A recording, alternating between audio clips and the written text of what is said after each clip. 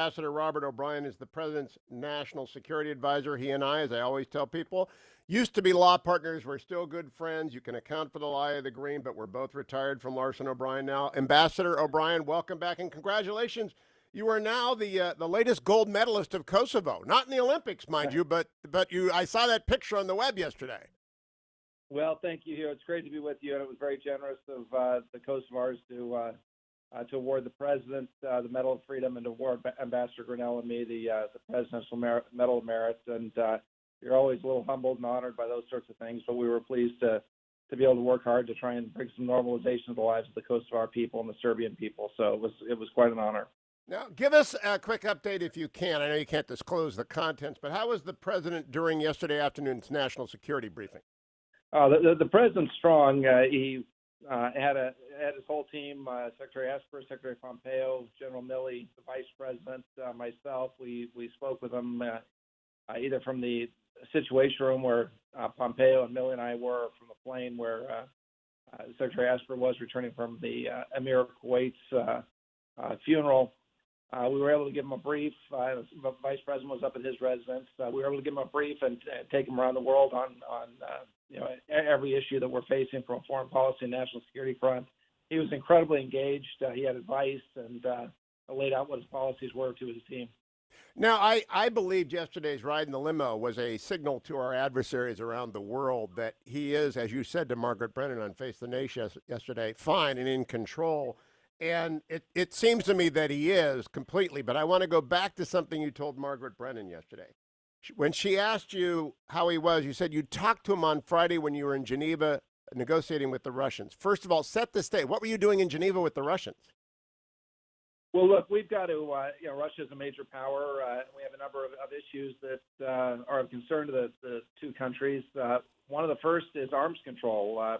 President Trump has made it very clear that he wants to see, he believes nuclear weapons could be the most dangerous threat to the United States and to the American people. And we would like to see a good arms control deal, not a fake arms control deal, but a real one that has verification. And we've come up to a logjam in our meetings with the Russians on New START. And so we thought, the president thought it'd be helpful if I went and spoke with my counterpart to break the logjam. We're concerned about some American citizens who are being detained in Russia that have been in the news, and we'd like to get those citizens home. And he also wanted to deliver a strong message that election interference just would not be tolerated if there was any sort of election day or change of the tallies or hacking of our Secretary of States and that sort of thing. And I delivered a very strong message to the president. Going to your question, about midway through the negotiations, the delegation took a break, and I had a chance to call the president. By that time, he had been diagnosed with COVID, but had not yet gone to the hospital. I spoke with him, gave him an update where we were. I received his, I won't get into the details, but I received his input on how we got to frame the issues for the afternoon sessions, and he was very engaged and certainly, as I said to Margaret, firmly in control.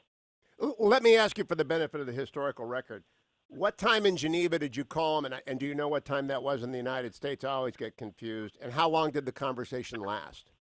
Yeah, so we broke probably at about noon Geneva time. There's a 6-hour difference, so maybe it was 12:30, so probably 6:37 Eastern time.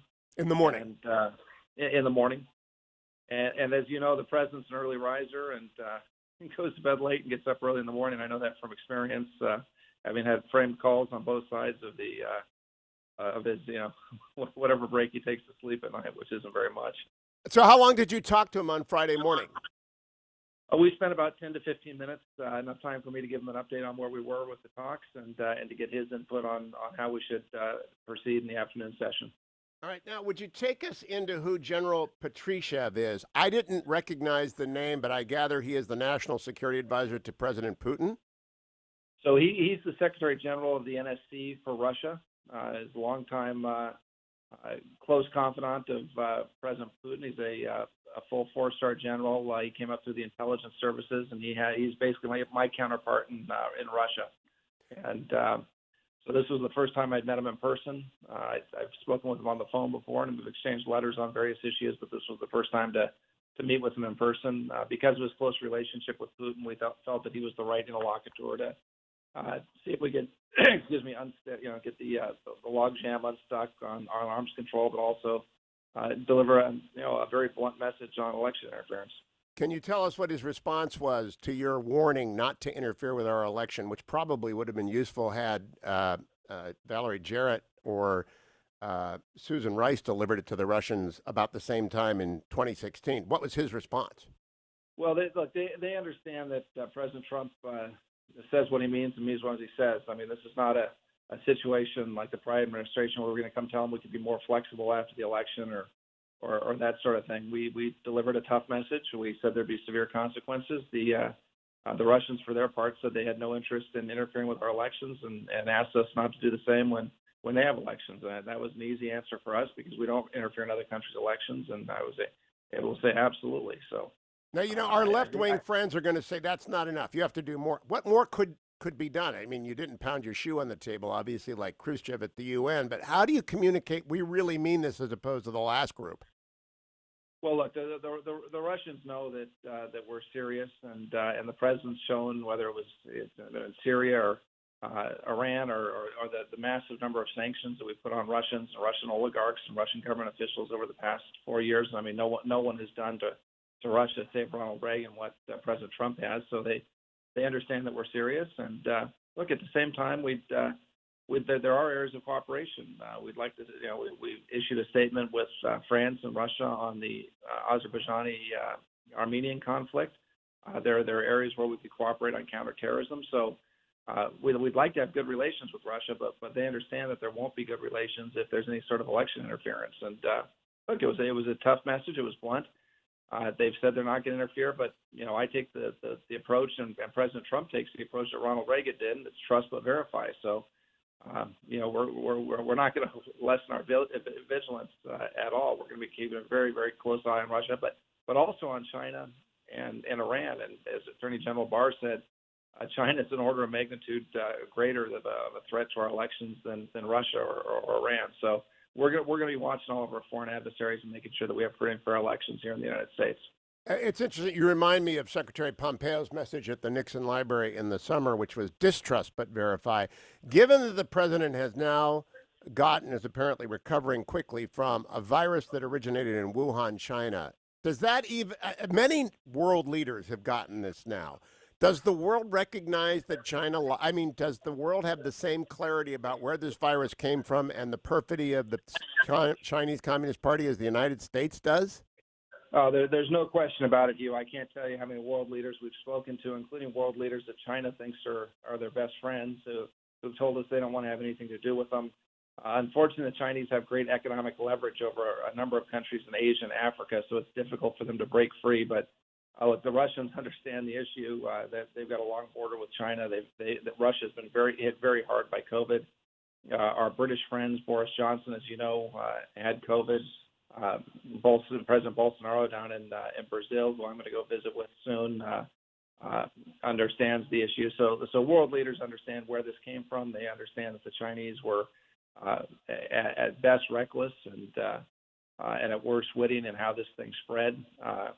So I think the whole world has gotten a taste of China. And look, this isn't the first plague that's come from China since the last 20 years. We've had SARS, we've had H1N1, avian flu, swine flu. So China has a very serious public health problem, and they need to get it fixed immediately. They can't keep unleashing these plagues on the world. Now, Ambassador O'Brien, on this show on January 29th, you warned the world that it was a deadly virus. It was a dangerous virus. You said the president was being updated almost hourly in some cases. So you were early to the bell, as your deputy, Matt Pottinger, was, and there was a debate, and you succeeded in persuading the president to bring down the curtain on inbound travel from China. Well done. And the president, good decision. My question is, now, you've had the virus as well. You've had the virus.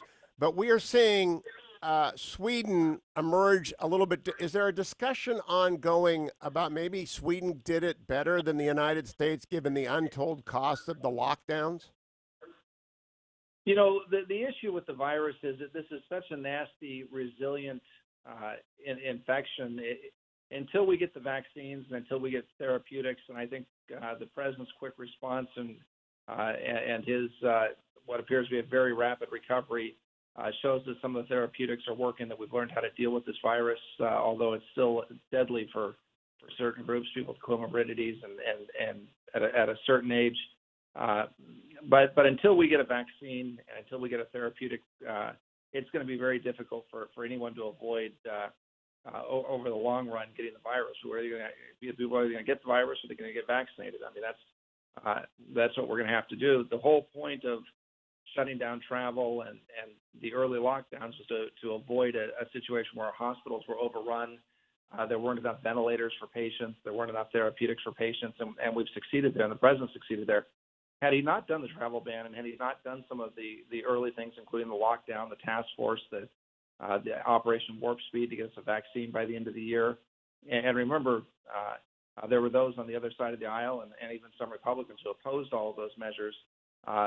Had that not happened, we'd be looking at a very different death toll, hundreds of thousands, maybe even millions more, according to the Fauci and Birx early on. So I think the president deserves tremendous commendation for the way he's handled this plague that again came from China. Very last question, Mr. Ambassador. At any time in the last 72 hours, was the president anything other than completely in control of the government? Oh no, not. He was absolutely in control. He was, as I said on Margaret Brennan's show, he was firmly in control, and everyone knew that. And so our adversaries knew it, our friends knew it, and he's got a terrific national security team with Pompeo and Milley and the vice president and Asper and others, and the U.S. government continued to function without any sort of hiccup. Mr. Ambassador, thank you for joining me. One bonus question. How many hours total did you spend with General Patrushev? We were there for about 8 hours during the day, and it was a pretty quick trip. We did an overnight outbound. We did the talks with our Russian counterparts, and then that evening, just given what was happening in Washington, I'd planned to go to Brussels, but we made sure we got appropriate crew rest for the Air Force crew that had flown us, and once they were ready to go, we got wheels up about 9:30 that night out of Geneva and came back to D.C. Well, thank you for briefing us on that. I caught that little detail in the Face the Nation comment, and I wanted to find out how it went. It sounds like it went well. Be well, Mr. Ambassador. Good luck greeting the president back at the White House today. Thank you, Hugh. Great to be with you.